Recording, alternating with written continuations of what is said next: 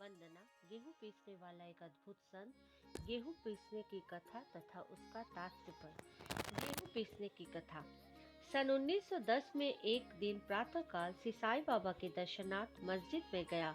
वहां का विचित्र दृश्य देख मेरे आश्चर्य का ठिकाना न रहा कि साईं बाबा मुंह हाथ धोने के पश्चात चक्की पीसने की तैयारी करने लगे।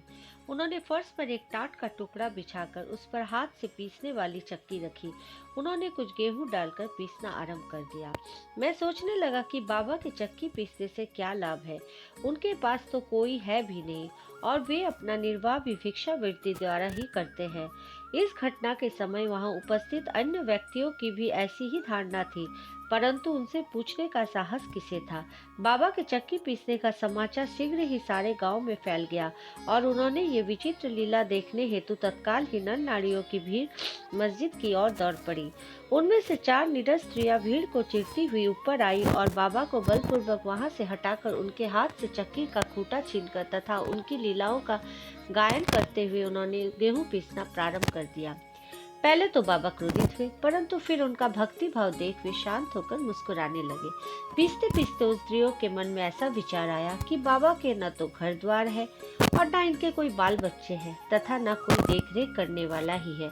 वे स्वयं भिक्षावृत्ति द्वारा ही अपना निर्वाह करते हैं, अतः उन्हें भोजन आदि के लिए आटे की आवश्यकता ही क्या है। बाबा तो परम दयालु है, हो सकता है कि ये आटा वे हम सब लोगों में ही वितरण कर दें। इन्हीं विचारों में मग्न रहकर गीत गाते गाते ही उन्होंने सारा आटा पीस लिया।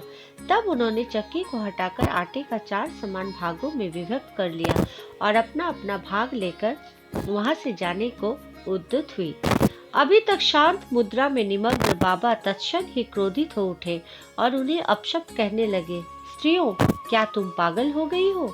तुम किसके बाप का माल हड़प कर ले जा रही हो? क्या कोई कर्जदार का माल है जो इतनी आसानी से उठाकर लिए जा रही हो? अच्छा, अब एक काम करो कि इस आटे को ले जाकर गांव की मेड़ पर बिखेर आओ।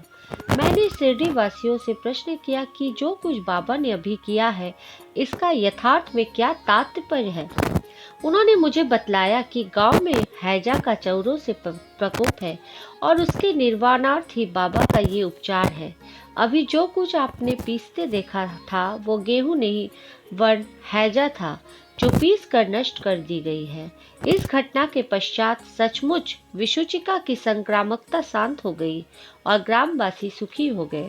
ये जानकर मेरी प्रसन्नता का पारावार न रहा। मेरा कौतूहल जागृत हो गया। मैं स्वयं से प्रश्न करने लगा कि आटे और हैजा रोग का क्या तात्पर्य है, इसका सूत्र कैसे ज्ञात हो।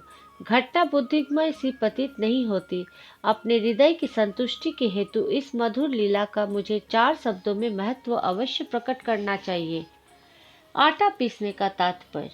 शिरडी वासियों ने इस आटा पीसने की घटना का जो अर्थ लगाया वो तो प्राय ठीक ही है, परंतु उसके अतिरिक्त मेरे विचार से कोई अन्य अर्थ भी है। बाबा शिरडी में 60 वर्षों तक रहे और इस दीर्घ काल में उन्होंने आटा पीसने का कार्य प्राय प्रतिदिन ही किया।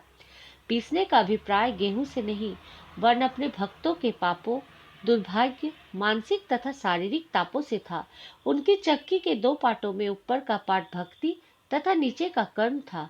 चक्की की मुठिया जैसे पकड़कर वे पीसते थे वो था ज्ञान। बाबा का दृढ़ विश्वास था कि जब तक मनुष्य के हृदय से प्रवृत्तियां, आसक्ति, घृणा तथा अहंकार नष्ट नहीं हो जाते, जिनका नष्ट होना अत्यंत दुष्कर है, तब तक ज्ञान तथा आत्म अनुभूति संभव नहीं है। ये घटना कबीरदास जी की इसके तदन रूप घटना की स्मृति दिलाती है।